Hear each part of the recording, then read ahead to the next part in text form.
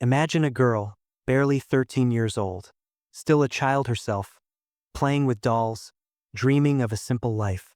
But in medieval England, she was forced into a nightmare, married off to a man twice her age, and within months, she was pregnant with a boy who would one day change the destiny of a kingdom. This is not just the story of Lady Margaret Beaufort. It is the story of betrayal, blood, ambition, and survival.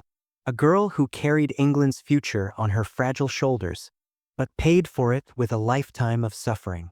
Stay with us as we uncover the tragic, untold story of the woman who became the mother of England's most powerful dynasty, the Tudors.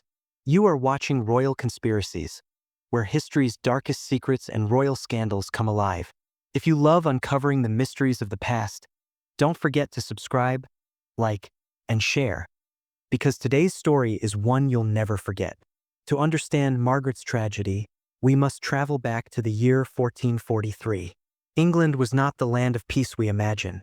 It was torn apart by the Wars of the Roses, a brutal conflict between two powerful houses, Lancaster and York. Born into the powerful Beaufort family, Margaret was no ordinary child. Her bloodline traced back to the royal Plantagenets, but through an illegitimate branch. That meant she was both important and vulnerable. Important because she carried royal blood. Vulnerable because she could be used as a pawn in the deadly chess game of English politics. From the moment she was born, Margaret's fate was never her own. She was not seen as a daughter, not as a child, but as a valuable marriage contract, a means of binding families together.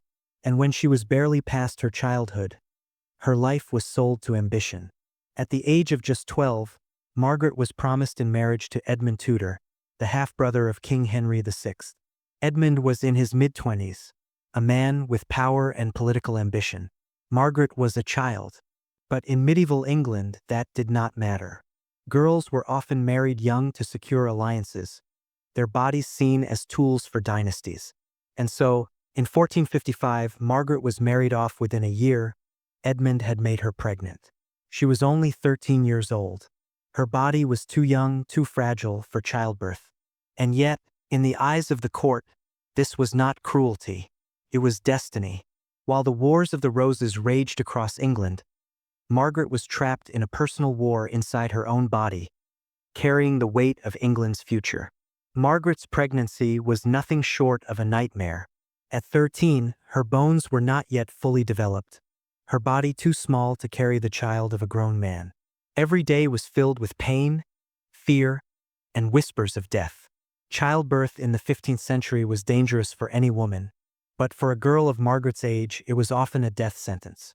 Midwives prayed, priests anointed her, and the court held its breath, because inside her womb grew the last fragile hope of the Lancastrian cause. But fate struck Margaret with another blow. Her husband, Edmund Tudor, was captured during the Wars of the Roses.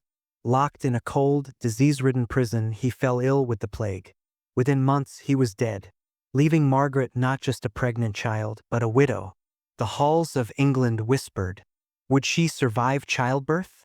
Would her baby even live? Margaret had no choice. At 13, she prepared to bring forth a son alone. It was the bleak winter of 1457 in Pembroke Castle. Storms battered the walls as a fragile girl screamed in labor. Hours turned into an eternity. Her body, too young for the pain, nearly broke apart. But against all odds, Margaret gave birth to a boy. He was named Henry Tudor. That child would one day rise to become King Henry VII of England, founder of the Tudor dynasty. But on that stormy night, Henry was nothing more than a fragile infant, his survival uncertain. Margaret herself was left broken. The birth left her body permanently damaged. Doctors whispered she would never bear another child again. At 13, she had not only endured the agony of childbirth, she had lost the chance of ever experiencing motherhood again. Yet, in that moment of tragedy, Margaret made a silent vow. If she could not rule through her own strength, she would rule through her son. Margaret was a widow before she was even a woman. With her husband dead and her body ruined, she turned all her energy toward protecting the life of her child. But England was not safe. The Wars of the Roses raged on. The Yorkists grew stronger, the Lancastrians weaker. Henry Tudor, still just a baby, became a target. If the Yorkist enemy could destroy him, they would wipe out the last hope of Lancaster. To protect him, Margaret surrendered her baby into the care of powerful nobles. She was forced to watch from a distance, while others raised her son. Imagine the pain. A teenage mother, robbed of her motherhood, yet clinging desperately to her son's destiny. But Margaret was no ordinary girl. Though small, frail, and outwardly powerless, her mind was sharp. She began weaving alliances, whispering promises, playing politics. She understood something few did. In a world ruled by men, a woman's weapon was patience, faith, and cunning. As the Wars of the Roses devoured England, Margaret positioned herself like a master chess player. She remarried not for love, but for survival. Her second husband, Sir Henry Stafford, provided her protection, but even he could not secure her son's throne. Meanwhile, the Yorkist King Edward IV ruled England. Lancastrians were hunted, executed, erased from memory. Young Henry Tudor lived in exile, across the sea in Brittany, far from his mother's arms. But Margaret never gave up. She plotted in shadows, writing secret letters, gathering allies. She prayed endlessly, believing her son was chosen by God. To others, she was just a pious widow, but inside, she was preparing to outwit kings. Years passed. Battles came and went. Kings rose and fell. But Margaret's dream never died. Finally, in 1485, after decades of bloodshed, her son Henry Tudor returned to England. At the Battle of Bosworth Field, Henry's army faced the ruthless King Richard III. Against all odds, Richard was slain, and Henry was crowned King Henry VII. The wars were over. The Tudors had risen. And at the heart of it all was Lady Margaret Beaufort. Not through sword or crown, but through patience, sacrifice, and unshakable faith, a 13-year-old widow had become the mother of England's most legendary dynasty. She never remarried after Henry's triumph. Instead, she styled herself, "My Lady, the King's mother," powerful, respected, feared, yet still deeply religious. Every decision she made had been for her son.